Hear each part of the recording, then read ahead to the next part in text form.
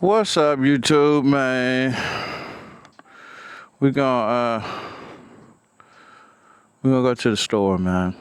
Probably wanna do a bunch of talking, but it is what it is, man. We're gonna have some fun. I'm gonna get me some new grips. I'm not putting them on though. For some reason this thing does that, which is weird. Anyway, we'll go to the store. We're gonna get us a SD card for my new 360 camera I got. It's late. It be getting late so fast, man. Way too fast.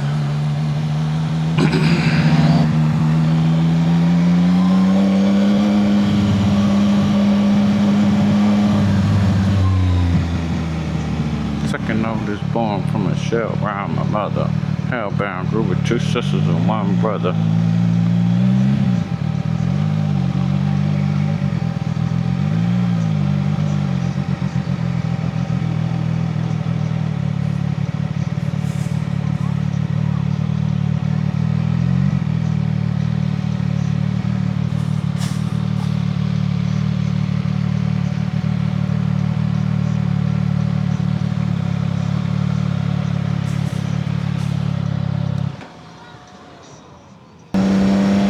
Alright, man. I really never have nothing to talk about no more.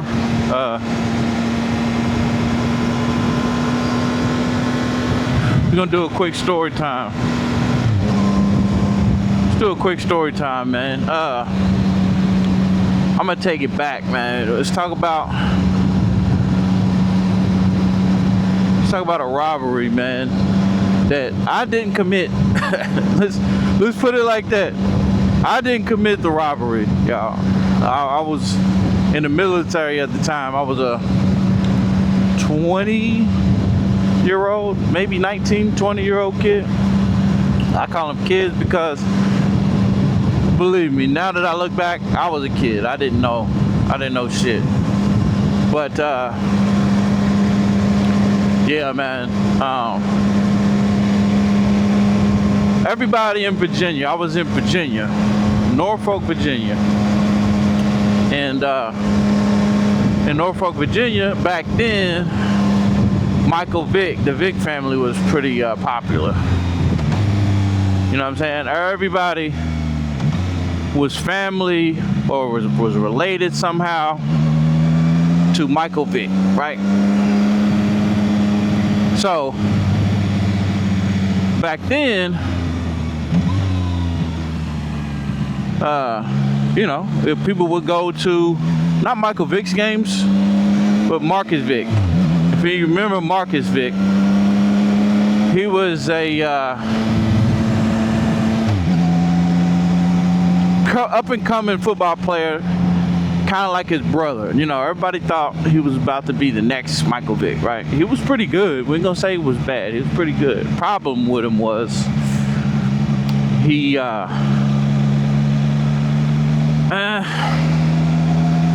was always into some type of trouble, right? So his brother, Michael Vick, would always get him out of trouble. What happened was the places that he frequented that you would see Marcus Vick, I was always at. Not saying that I was street or nothing like that, but I was always in those areas. You know what I'm saying? And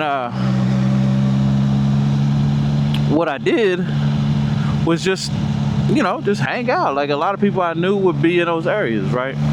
What they used to call me was Marcus Vick. I say all that to just kind of, it's gonna make sense in the end. So people would call me Marcus Vick because at the time I kind of looked like him, right? Well, I looked like a Vick, you know, because, you know, Michael Vick got the slanted eyes and stuff. I kind of have those in a way. So at the time, they probably was a little bit more slanted. You know, I was younger. So they would call me Marcus Vick, call me Marcus, whatever. And I would get mistaken for him all the time, especially when I go out or I was in those areas that he was usually being. I was in Newport News, by the way. If nobody know what that is, they call it bad news back then. They might still call it bad news. what I would do is I would answer to it like, yo, what's up? You know what I'm saying? I kind of just adopted it after a while. Girls would say it, and it just became a thing. So one day, at the time I was just going through a rough time, you know. But I'll get to that later on. This is about me getting robbed. So, one day, after the club, I always had this Michael Vick jersey. I had a lot of Vick stuff. You know, I had the Michael Vick Virginia Tech jersey. If anybody remembers that, number 7, Virginia Tech, maroon, you know. And I was walking around with it. Well, I went out with it. Everybody would call me that, so I kind of leaned into it. So I was in the club with it, and I left. Maybe, I don't know, now that I think about it, them dudes probably remember me from the club, thought I was him, and kind of plotted on me, right? So, what I did, right, I went home, I got a ride, got home. My girlfriend at the time, her mother let me stay with her, you know, because like I said, I was going through a lot of shit. I wasn't fucking doing nothing right? I wasn't doing shit right. So I was staying with my girl's mother at the time. Unwelcome as fuck. And she didn't really want me there.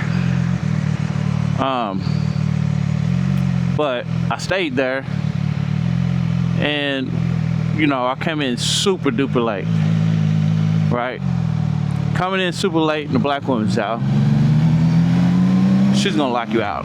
That was already the rule. Don't come back late into my house. You don't got no key, and I'm not staying up. Come back late, you locked out. In which I was locked out. I mean, I was locked out. I came home late. Mr. Marcus Vick came home late, locked out, knocked on the door for like 10 minutes, couldn't get in. Thought, well, I remember her phone number. I'll call her, or I'll call my girlfriend, see if she'll call her mother, right? So I start walking back up to the main road to the store. Innocent enough, you know, like, I'm gonna go to the store. So I'm going up to the store, and I had on you'll never forget it. If you ever get robbed, you won't forget it. I hope you don't. But I had on a Michael Vick Virginia Tech jersey, the maroon, dark maroon with the white letters, white numbers, I mean. And and some kind of like jean shorts, light jean shorts, Nike socks, Air Force Ones, white Air Force Ones, kind of like the ones I got on now, but it was a lot cleaner. And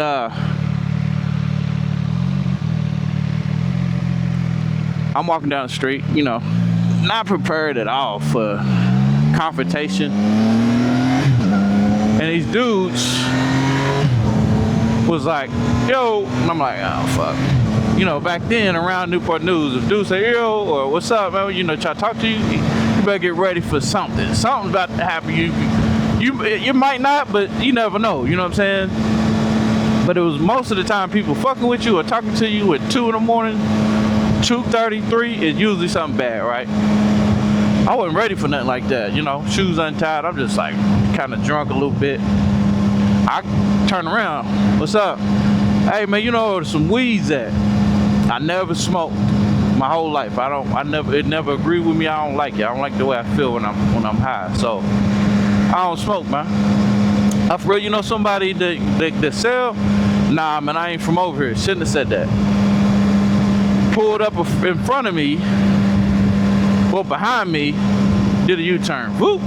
I'm listening. I'm like, okay, they doing a U-turn. They about to come up out of here. It was like not a dead-end street, but it was like a one-way in, one-way out, unless you go around the corner to the other street. So there was really no need for them to do a U-turn. They hit a U-turn. I'm like, okay, whatever. Once they hit the U-turn, I'm looking at it like, all right, well, they just gonna hit the U-turn, come back out of here. No, they didn't. They stopped right next to me. Two of them was running well, the car stopped next to me, but only the driver was in it. So I'm like, what the fuck? Two people from behind go, yo, don't run. And I hear a gun cock. And I'm like, oh, what the fuck? Like, oh, shit, you know. So I'm kind of like, it wasn't nothing I can do. So what I did was put my hands up. I had a phone on me, a cell phone, a little flip phone, Motorola flip. And my wallet, a couple $, and that's it. My clothes, man. They took the jersey. They said, "Man, you got no money." I said, "I ain't got no money on me, man. That's all I got, bro. Like, at least let me get my ID, bro. Like, come on." They're like, "Shut the fuck up," you know. Had the gun to my back, and I guess me being so cool, they kind of like just conversating with me, dog. Like, this is what's crazy. You never know how you'll react to some shit like that, man. I kind of reacted into, I could easily be one of y'all. Like, you know what I'm saying? Like, I could easily be doing this shit with y'all. That's kind of how it was heading. Like, I ain't had no money. I was just like, fuck it, you know, just trying to look for anything at the time. And what I did was just kind of like, I just disarmed them by talking, like, now just leave me my ID. They wouldn't listen to nothing I was saying, but they was conversating back, like, shut the fuck up, bro. Like, you know what I'm saying? Like, we ain't cool, we don't know you, bro. Like, and I was just kind of going along with it. And I'm trying to rethink what I was thinking in my head. Like, all I know is I remember it did feel like I knew them. Like, we was cool. Like, I knew them somehow, which I didn't. But in my mind, like, when you talking to somebody, especially if you know what I'm saying, I hate to say it, but like black people, like, we got some type of connection usually. If they ain't like fully evil people and they ain't pistol whip your ass, and that'll come later. But not for me. But I thought that I was like getting in their head, like, damn, just see my ID, bro. Like, damn, you ain't gotta take all, I ain't got no money, bro. So he was like, all right, well, fuck you ain't got no money, broke ass. We gonna take your jersey. Give me your jersey. I was like, all right, whatever. Fuck his jersey. And gave him the jersey. And after I gave him the jersey, he goes, damn, them motherfuckers ones is crispy. Give me that. Snatched my phone. Give me that phone. Took my whole wallet. I'm like, yo, like, come on, bro. Like, for real, y'all gonna do it? And them niggas was like, man, shut the fuck up, nigga, before we pop you. And I hurry up and shut up. Took off running. Gone straight back to the house. I didn't go to the store. Fuck the store. And I beat on the door this time. Let me the fuck in. Actually, I jumped the balcony and got in on my own anyway. Went through the balcony door. Fucking hysterical. Like, I just got robbed. Like, what the fuck, man? Damn. All you gotta do is open the door, man. Tripping. And called the police, which I shouldn't. It don't even matter. But really, her mother called them because I needed my ID. You know what I'm saying? I didn't have nothing, you know. Like, I ain't have nothing. No ID, no nothing. So went down there, tried to get my ID, you know, called them. They came out. They said, man, we found them, but we didn't find your ID. We found a whole bunch of other things in their car. We didn't find your ID. And that was the start of my spiral. I'll get back to this story later and tell you how things spiraled, but that was the start of my spiral back then, man. I lost my ID to getting robbed. And if anybody, I don't care what you say and how hard people try to act like they are, anybody ever get robbed, just give them people what they want, bro. Just give them what they want, man. It ain't, none of that shit is worth it. None of that shit. I lost everything and I got a new ID. I'm good. You know what I'm saying? Give them what they want. Don't try to fight back. Don't give a fuck if you got you ain't gonna take my chain. I don't give a fuck how expensive your shit is. I don't give a fuck how much pride you got, bro. Don't fight. If somebody got a gun to you, whether it's loaded, unloaded, whatever, don't fight, bro. Especially if you ain't prepared for what's about to happen. Like, if I would've had a gun, right? And I seen them coming down the street, right? And they gun wasn't cocked, and they just running down the street, and they like, yo, don't run, you know. And I turned around and just started popping off, shot, pow, pow, pow, pow, pow, pow, pow. They would have scattered. Shit would have prevented the whole thing. I would have been ready, gun ready, bullets ready, locked and loaded. I could have prevented that with a gun. But if you got a gun and dude's already on you, just give the shit up, bro. It ain't that big of a deal, man. It's not. It really ain't that big of a deal. It ain't that big of a deal, bro. Like, don't put your life at risk trying to be Rambo. You know what I'm saying? Don't. It's never worth it, man. I promise you, it's not worth it. You will be fine. You'll get all that shit back. Gave all my stuff up. Took me a while. I'll explain what happened later. But this is back when I was 19, 20, and I got robbed, and shit wasn't fun, man. Come to find out, they had pistol whipped people, busted their eye sockets, shot some other people, you know, people that really try to resist, you know what I'm saying? And that's why I say don't resist. Just get the shit up, let people have what they gonna have. If they got the drop on you, let it happen, bro. And pray, and just pray that they don't, you know what I'm saying, shoot you or nothing, man. I guess that I was a little so much relatable to them, they kind of didn't pistol with me. I don't fucking know. They was pissed I had no money though, I know that. But like I said, man, give up what you got and let us see the next day, man. Even though my life kind of spiraled after that, but we're gonna talk about that tomorrow, maybe. See y'all in the next one, man. Sweezy, man. We out.